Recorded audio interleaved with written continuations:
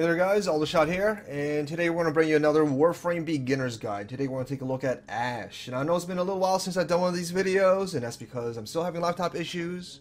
Where I play games like Warframe, it still crashes randomly, so that's pretty annoying. But, you know, it's been a little while, so I'm going to attempt to produce one of these things for you guys, because I know some of you guys are waiting for another Warframe video from me. And, see how it goes, because this is actually my fourth attempt, as the last three did unfortunately crash on me, which is pretty annoying.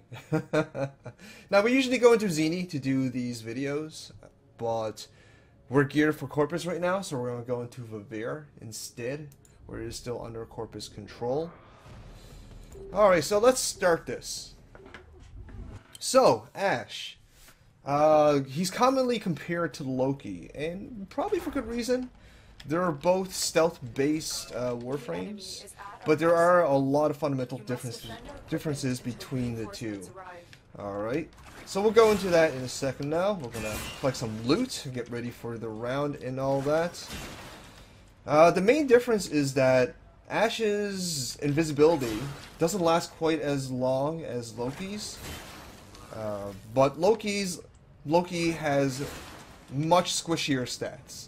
Ash has much more balanced base stats. He's actually pretty close to Excalibur's, so he can stand the thick of combat. He's not as dependent on his abilities as Loki's is, so it's kind of a trade-off. Also, his invisibility is actually called Smoke Bomb. Comes with a minor crowd control when used, and I'll show you that when we get into it.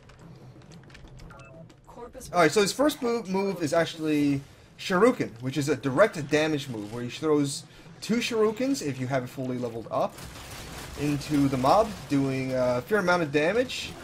Alright, second ability is Smoke Bomb, and that turns him invisible, and also stuns mobs within the vicinity. Oh, we forgot to put it on private. That's okay, we could use the health, whatever.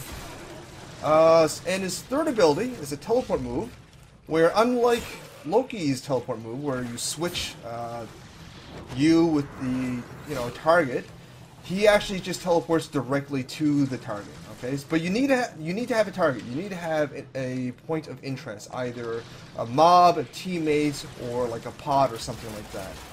All right. Now his fourth ability is actually pretty interesting. His final ability, his ultimate, if you will.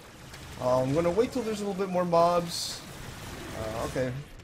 Yeah, I'll show you when there's a little bit more mobs. I'll just describe it for now. What he does is he kind of teleports around and starts stabbing mobs in the face, doing massive amounts of damage. And you're actually invincible during this phase as well, so it can be used a little bit defensively if need be. Alright. So let's try that out. Do we have enough mobs? Oh, there's a couple mobs. Let's try it out. Oh, that's the wrong button. Here we go. He's just... Okay, well, there was only one mob. Let's try it on these guys. There he goes. As you see, he's just kind of teleporting around, stabbing a bunch of mobs, doing massive damage. Alright. So that's all his abilities. Now, the only thing is... Shuriken and a Blade Storm, by the way, it's called Blade Storm, his final ability.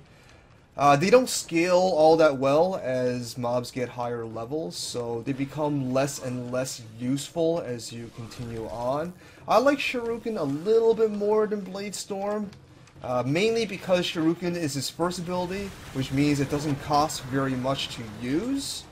So you can use it every now and then to finish off a mob, even at higher levels. Whereas Blade Storm takes, you know, at default 100 energy, which is quite a bit. And it's not, in my opinion, not really that worth it, a higher level play, when you're not single-shotting the mobs anymore. Okay? Now, as far as what Ash is appropriate for, as far as mission types go, he's not as well suited towards, you know, running kind of missions as Loki, like missions that require you to go from point A to point B, because he's not as fast as Loki. Loki's the fastest in the game, okay? So it's kind of expected. Now, Ash is not slow by any means, okay? He's a high average speed, I would call him. So he's not terrible for those mission types, but Loki is a little bit better for it. However, Ash is a bit more suitable for a more variety, okay? He's more adaptable because he's not as squishy. When his invisibility drops, he's not completely screwed. He can stand the thick of combat a little bit better than Loki. So he's kind of well suited for every mission type, I want to say, because of his versatility. And because he has more like damage-oriented moves, he's a little bit more combat-oriented. So he's actually a lot more versatile than Loki in a lot of ways. However, you can still melee with the best of them because all you need is a second of invisibility and throw a charge melee, and then you can still do massive amounts of damage. So there is that. Okay. As far as general consensus in the community goes for Ash, it really depends on who you ask. I do find, I'll be completely honest, I do find that most high-end players do prefer Loki, mainly because he is so well suited for running mission types. Alright, so there is that, and because Loki's invisibility lasts longer, a lot of melee-oriented players like myself kind of prefer Loki over Ash as well. Not to say Ash is worse than Loki, that's certainly not the case. Again, it really comes down to player preference.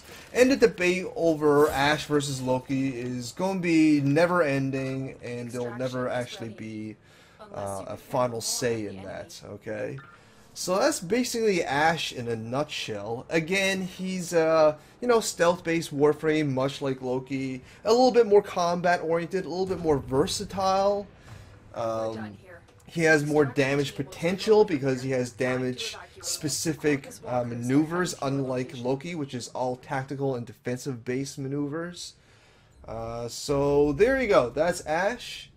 He's probably the truest ninja in Warframe, I have to say. He looks like a ninja, and he actually throws shurikens, which makes him pretty ninja-like, okay?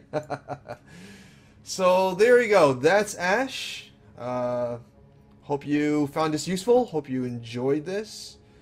And by the way, I have done an Ash build as well. You can check that out. It's not a optimal build. It is a kind of unique, obscure, just for fun kind of build. So you can check that out. I'll post a link in the description as well as an annotation for you to follow. It's called the Ash Stunlock Ninja build, so you can check that out. Anyways, again, if you enjoyed this, if you found this informative, please send me some love, like, share, fave, comment, all that stuff. But most importantly, please subscribe, as I am still very much a small channel that's growing, and I would love to have you guys along for the ride. So thanks for watching, guys. All the shout out.